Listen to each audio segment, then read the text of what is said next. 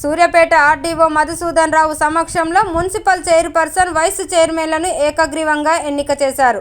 15 మంది కౌన్సిలర్లకు గాను 12 మంది కౌన్సిలర్లు, ఎక్స్ అఫీషియల్ సభ్యుడిగా ఎమ్మెల్యే మందుల సామేలు హాజరు. మున్సిపల్ కార్యాలయం వద్ద ఎలాంటి సంఘటనలు జరగకుండా పటిష్ట పోలీసు బందోబస్తు ఏర్పాటు చేశారు. బాణసంచాలు కాల్చి సంబరాలు జరుపుకున్న కాంగ్రెస్ పార్టీ శ్రేణులు.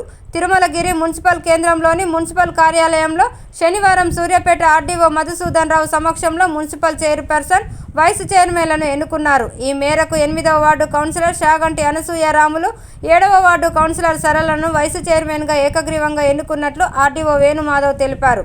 ఈ మేరకు ఈ కార్యాలయం వద్ద ఎలాంటి అవాంఛనీయ సంఘటనలు జరగకుండా పోలీసు బందోబస్తు ఏర్పాటు చేశారు. మున్సిపల్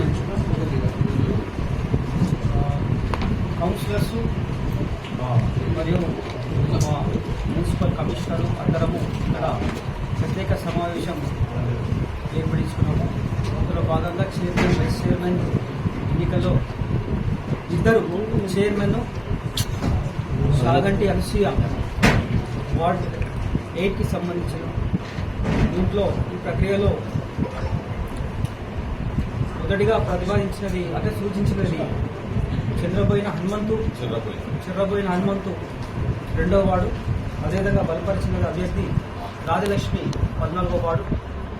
సో అందరూ సభ్యులు కూడా దాన్ని అంటే ఏదైతే ప్రక్రియ ఉందో బలపరిచినారు.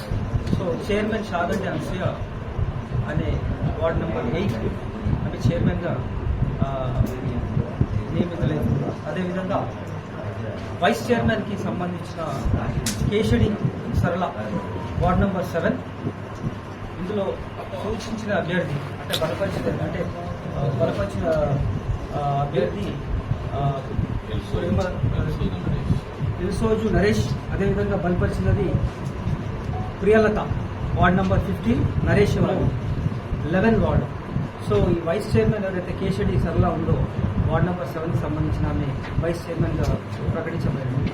సో ఇందు మూలంగా మేమేమంటున్నాం అంటే యాజ్ పర్ జీవో 8 అదేవిధంగా 20 రూల్లో మున్సిపాలిటీ తెలంగాణ మున్సిపాలిటీకి సంబంధించినది దీంట్లో ఏదైతే ప్రక్రియ ఉందో ఆ ప్రక్రియ జిల్లా కలెక్టర్ ఆదేశాల మేరకు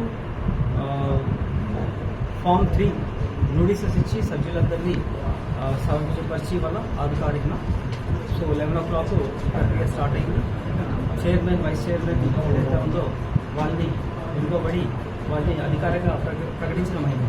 సో ప్రెస్ సోదరులకు అదేవిధంగా మీడియా మిత్రులకు, మా చైర్మన్కు, మున్సిపాలిటీ సిబ్బందికి అందరికీ ఎవరైతే సహకరించారో అందరికీ పేరు నమస్కారం. Thank you.